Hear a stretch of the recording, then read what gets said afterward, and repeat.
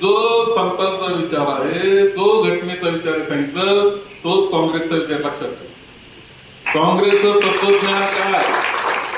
काँग्रेस तत्वज्ञान कोणाला ओढून तडून समाजामध्ये भेद निर्माण करण्याचं, माणसामाणसात भेद निर्माण करण्याचं तत्वज्ञान हे काँग्रेसचं बिलकुल नाही. आणि आम्ही भक्कम त्यामुळं या तत्वज्ञानाबरोबर काँग्रेस बरोबर आहोत हे स्पष्टपणे आपण सांगितलं.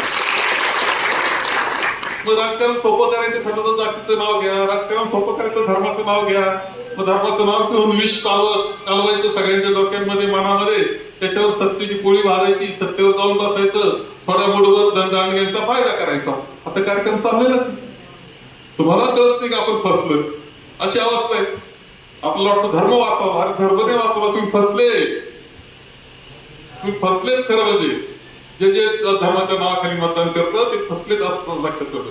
कोणताही कडवटपणा किंवा कट्टरवाद धर्माचा हा चुकीचा आहे. आणि आपल्याला सगळ्यांना बरोबर घेऊन गेलं तरच देश व्यवस्थित चालणार आहे हे लक्षात ठेवलं पाहिजे.